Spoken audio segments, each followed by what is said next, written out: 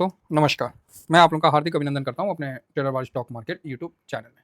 जो लोग फर्स्ट बार विजिट करें, सब्सक्राइब, बेल आइकन ऑल जरूर सेलेक्ट करिए।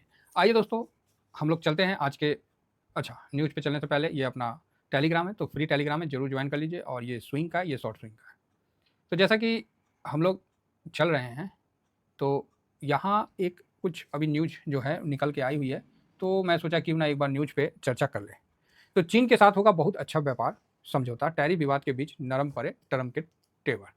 तो ये ट्रम्प चाचा है, ये पलटू मास्टर है, पलट रहे हैं, है ना। तो बाकी मैं इसको जॉर्जिया मेलोनी के सामने बैठे हुए हैं, मतलब डोनाल्ड ट्रम्प ने व्हाइट हाउस में इटली के प्रधानमंत्री जॉर्जिया मेलोनी के सामने बैठे हुए हैं, कहा कि मुझे लगता है कि हम चीन के साथ बहुत अच्छा समझौता करने जा रहे हैं। ठीक है, उनका तेवर थोड़ा ठंडा पड़ता हुआ दिखा, लेकिन वापस से उलटफेर शुरू हो गया है ना। और चीन भी भाई साहब बड़ा नीचे झुक के चल रहा है, तो आप समझ रहे हैं।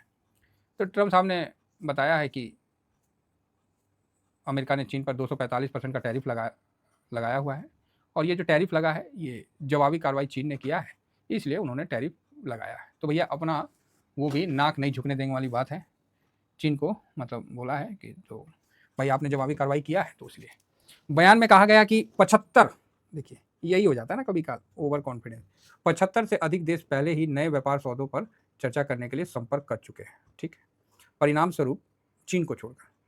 अब देखिए, अब आपने टैरिफ का किया तो ऑफिशियल आदमी बोलेगा ना भाई ऐसा क्यों कर रहे हैं, ऐसा अचानक से क्या हो गया। तो उसको आप निगेटिव मतलब इस तरह से व्यक्त कर रहे हैं कि 75 देश मतलब मेरे सामने रो रहे हैं, गिड़गिड़ा रहे हैं, तो ये गलत बात है। चीन ने ही जवाबी कार्रवाई किया है, तो इसीलिए भैया 245% तक का टैरिफ का सामना करना पड़ रहा है। किसको? चीन को। और चीन भाई साहब है जो कि धीरे से बोल रहा है, झुकेगा नहीं साहब पुष्पा फिल्म का लगता है, पुष्पा फिल्म 3-4 बार चल गया है चीन में, तो चीन ने वही चीज़ बोला। चीन 125% कर रखा है ना, तो 145 था, तो अमेरिका ने और बढ़ा के 250 कर दिया। तो चीन बोला कि जो करना है करो, वो तुम्हारी मर्जी है, वो मुझे ना फ़र्क पड़ता है। ठीक, ये तो चीन का डायलॉग था। और चीन ने धीरे से उनका जो अपना मिलरेंस था ना, उसको रोक दिया। उसका यूज़ कई आईटी कंपनी, कई डिफेंस कंपनी, कई ऐसी कंपनियां आई थी जो वो मिलरन का यूज़ करती थी।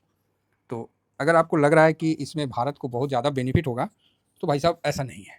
ठीक है, हम ना चीन का बाज़ार अपने में लेना चाहते हैं, हाँ कोई आ गया तो हम स्वागत करते हैं, ना हम चीन को बर्बाद करना चाहते हैं, और ना हम अमेरिका का डॉलर को कमज़ोर करना चाहते हैं। हमने शुरू में ही सरकार की जो मंशा थी आप लोगों के सामने रखा कि साहब हम डॉलर का डी-डॉलराइजेशन, इस प्रकार की बातें हम नहीं करते हैं, क्योंकि हम चाहते हैं कि साहब आप भी बढ़ो, हम भी बढ़े। लेकिन अफ़सोस कि ये सोच ये दोनों देश नहीं रखते हैं, क्योंकि दोनों देश जो है ना, देसी भाषा में बोले ना, बीच बीच के हैं, समझ गए? मतलब जिनका कोई जवान नहीं होता है, पलटू मास्टर हैं, और इसको देसी भाषा में दोगला किस्म का आप बोल सकते हैं।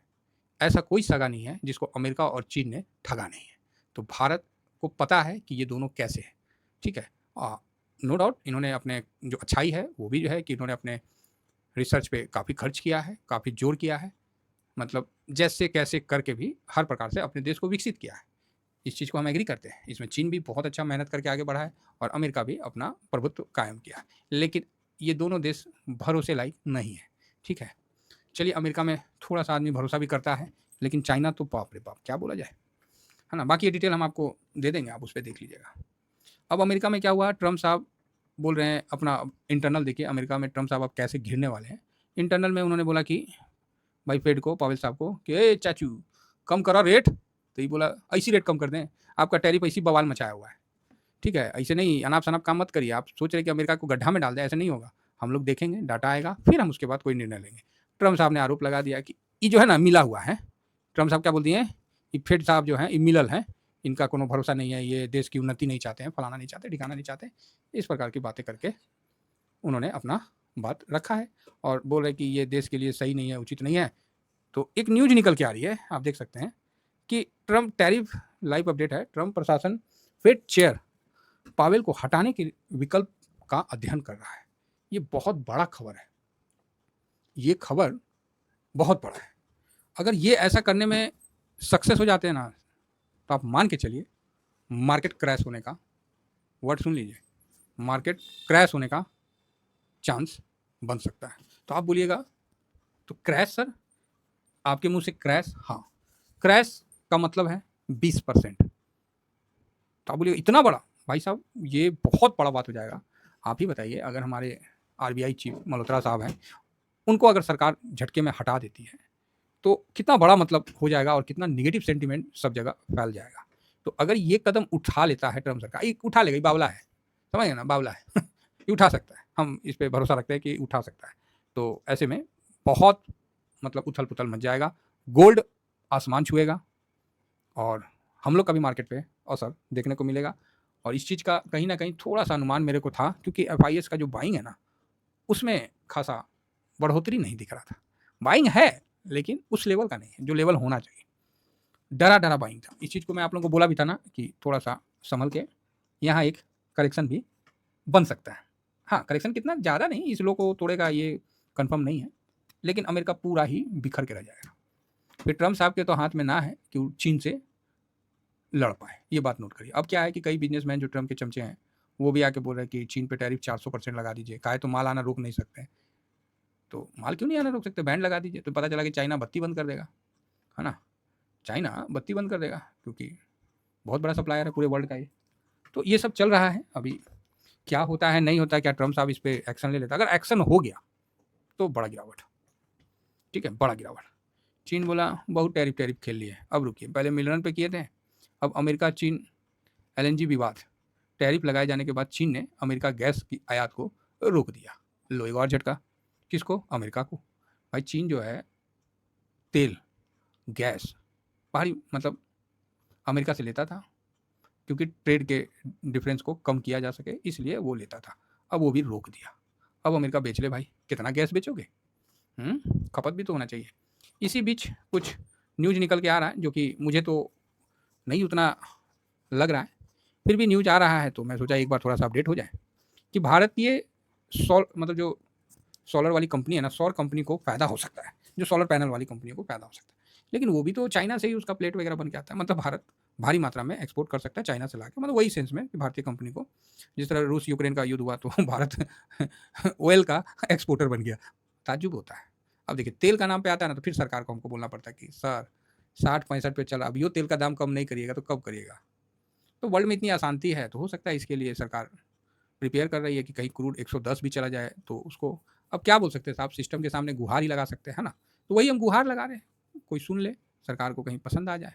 पता है कि हम लोग का गुहार इतना जल्दी तो नहीं सुना जाएगा, लेकिन याद रखिए जो बच्चा रोता नहीं है तो माँ भी दूध नहीं पिलाती है ना। तो ये भी बात है। तो सरकार जो भी सिस्टम है उसके आगे बोलना ही पड़ेगा, सर अब तो सस्ता कर दो थोड़ा सा, जिससे क्या है कि एक आम आदमी को बेनिफिट हो जाए। अब इसी बीच में जो वेंस हैं, जो उपराष्ट्रपति हैं, उनका व्यापार युद्ध के बीच में अमेरिका उपराष्ट्रपति भारत आएंगे। ये अप्रैल से बोला जा रहा मार्च से ही, लेकिन बोला गया कि नहीं आफ्टर टैरिफ आएंगे। देखना चाह रहे थे कि भारत किसकी तरफ जाता है, तो भारत यहाँ न्यूट्रल है। चीन ने भी ऑफर दिया, भारत ने एक्सेप्ट नहीं किया, शांति से हाँ करेंगे, जिस तरह चाइना नहीं हर चीज़ में टाइम लेता है, तो भारत भी टाइम ले रहा है। अब इसकी के बीच उपराष्ट्रपति यहाँ आएंगे, और इस चक्कर में मत रहिएगा कि इनकी पत्नी इंडियन है, फलाना है ढिकाना है, वो सब बुर्बक बनाने वाली है, सब अमेरिकन है, समझ गए। हाँ ध्यान रखिएगा इन चीज़ों को, क्या है ना, हम लोग भारतवासी है ना, मोहित हो जाते हैं। कोनो चला गया है उधर तो लगता है कि ओहो बहुत। अब इंग्लैंड के राष्ट्रपति थे ना, क्या नाम था उनका, ना मुझे ध्यान से हट गया, उनको भी सब भारत के दामाद दामाद पता नहीं। भारत के लिए ऐसा कुछ नहीं, ऋषि ऋषि सुनक साहब कि भारत के लिए कुछ करे, ऐसा तो कुछ किए नहीं, वो तो अपना देश के लिए किए। तो ठीक है, हम भारतीयों का है कि जहाँ का नमक खाएँ हैं तो वहाँ के लिए ईमानदारी से काम करें, तो इसमें कोई दिक्कत नहीं है। तो वो कहीं न कहीं भारतीय सभ्यता के अनुसार उस देश के लिए काम किए जहाँ उनका नमक खाएँ हैं, तो ठीक है। आई एग्री कि हाँ, आप अच्छा काम किए, ठीक है। उसी तरह इनकी पत्नी के प्रति भी आप लोग चाहे कोई भी भारतीय इतना ज़्यादा नहीं, ठीक है, अच्छी बात है, आप वहाँ सेट हुए हैं, आप वहाँ का नमक खा रहे हैं, आप वहाँ के लिए करिए। हम आपको नमक हलाली करने के लिए नहीं कह रहे, चाइना की तरह हम नहीं बोल रहे कि नहीं आप यहाँ हमारा सरकार का बात सुनिए, नहीं तो हम आपका कुर्की जब्ती कर देंगे। नहीं, नहीं वैसा कुछ नहीं है। आप जहाँ हैं अपना काम करिए, ठीक है, आगे बढ़िए साहब, अपने जहाँ का देश के लोग आप पे भरोसा किए हैं उनकी आप सेवा करिए और उनके लिए आगे बढ़िए। तो आ रहे हैं, अब देखिए क्या बात, अब उनका आना जो है ऐसे तो नहीं आ रहे हैं, कुछ ना कुछ तो वो भी तोड़ ढूंढ के ही आ रहे हैं कि ऐसा क्या हम भारत से पा सकते हैं और कर सकते हैं। तो इन सब न्यूज़ के कारण जो है ना मार्केट वॉलेटाइल होगा, तो इस चीज़ का ध्यान रखना है। और मतलब इस समय कैश आपके पास होना चाहिए, क्योंकि अगर मार्केट में थोड़ा करेक्शन आता है तो एक अच्छा अपॉर्चुनिटी आपको मिल सकता है। हाँ, ये बात है। तो हालाँकि इसी बीच में बैंक निफ्टी नया हाई बनाने लगा, सबसे पूरे वर्ल्ड में सबसे फ़ास्ट रिकवर होने वाली इकोनॉमी भारत थी। देखिए भारत आज ना कल भाई साहब पावर तो बनेगा। इसको तीसरा बनने के लिए कुछ नहीं करना है, जैसा है वैसा ही चले, बाकी 2 ऊपर से जापान और जर्मनी जो है ना वो अपने आप नीचे हो जाएँगे, ठीक है? और भारत को थोड़ा-सा ग्रोथ, अब कंपनी का रिज़ल्ट भी देखिए तो ऐसा नहीं है कि बहुत तोड़-फोड़ आ रहा है, मिला-जुला रहा है ना? अब आईटी-ऊटी तो क्या करिएगा? हाँ, इसी बीच में चीन ने बोला है कि जो सर्विस वाले हैं ना, उस पे भी टैरिफ लगा देंगे। अमेरिका की बैंड बज जाएगी। अगर सर्विस पे लगाता है ना, अमेरिका छटपटा जाएगा। साथ में चाइना अपना यूरो को, युआन को कमज़ोर कर रहा है। अब चाइना जो कमज़ोर करेगा, तो जो यूएस का चाहे फूफा जी लोगों का जो इन्वेस्टमेंट है, वो ऑटोमेटिक उनका कमज़ोर हो जाएगा। तो कई चीज़ है, मतलब कि अगर वो टैरिफ लगाता है अमेरिका, जिस तरह पहले 245% लगा दिया 150 से, तो ये मतलब जान गया कि अब जो चीन है वो अपना करेंसी को कमज़ोर कर देगा, तो कमज़ोर कर देगा तो वहाँ पर ही रेट में ज़्यादा फ़र्क नहीं होगा। मान लीजिए $1 ₹7 है ना समथिंग, तो अगर इसी को तोड़ के वो युआन को 20 कर देता है, तो टैरिफ पे ज़्यादा असर नहीं देखने को मिलेगा, या 10 कर देता है तो ज़्यादा असर देखने को नहीं मिलेगा। वो अपना चीन टैक्टिस से काम कर रहा है, और इससे भी नहीं होगा तो चीन, वियतनाम और भी जो देश है, अमेरिका तो इतना डरा हुआ है कि वो तो वहाँ लगा दिया है, उस देश, उस जगह पे, उस मतलब टापू पे लगा दिया जहाँ पर ये खाली पेंगुइन घूमता है ना? तो अमेरिका तो इतना डरा, उसको पता है कि चाइना वहाँ से भी जाके एक्सपोर्ट कर देगा। तो कहीं न कहीं चाइना इस मामले में काफ़ी एग्रेसिव है, तो हम लोग को शांति बनाए रखना है। इस चक्रव्यूह से निकलना है, तो यहाँ शांत होके मौके का तलाश करना है। जब ये दोनों देश अपना-अपना देश का हित साध सकते हैं, तो हम और आप क्या इस देश के लिए नहीं साध सकते हैं? तो बस, अगर सरकार देश के लिए जो भी कदम उठा रही है, नो डाउट अच्छा होगा। सबने बोला था कि मोदी साहब डर गए, याद है? मोदी साहब डर गए फलाना-ढिकाना, और मैंने उस समय बोला था, मोदी साहब चुप होके आ गए ना, वो बहुत बढ़िया काम किया। अब ज़ेलेंस्की की तरह लड़ाई थोड़ी करेंगे, हैं? भाई हम भी इतनी बड़ी जनसंख्या के लीडर हैं, तो हम लोग वैसा मतलब ओछा वाला काम नहीं ना करेंगे। और भारत उस बात पे डिस्कशन किया, टैरिफ लगने से पहले डिस्कशन किया, और बाद में भी डिस्कशन चालू है। तो कभी भी कोई भी युद्ध जो है, होने के बाद भी आपको टेबल पे ही डिस्कशन होता है। दोनों देश के नेता डिस्कशन करते हैं। वही डिस्कशन अगर युद्ध होने के पहले ही कर लिया जाए, तो बेचारे आम पब्लिक नहीं मारे जाएँगे, अदरवाइज़ मारे जाएँगे। अब अमेरिका में टैरिफ लगा तो भाई साहब महँगाई तो बढ़ेगा। चीन का माल नहीं बिकेगा तो चीन में लोग बेरोज़गार होंगे। तो इस प्रकार की जो व्यवस्था बन रही है, वो कहीं न कहीं एक मंदी का आहट दे रहा है। अच्छा खासा अर्थव्यवस्था अमेरिका को दिया गया था, लेकिन ट्रम्प साहब, वही है ना, सोना का चम्मच लेके जो पैदा होता है वो ऐसा ही करेगा।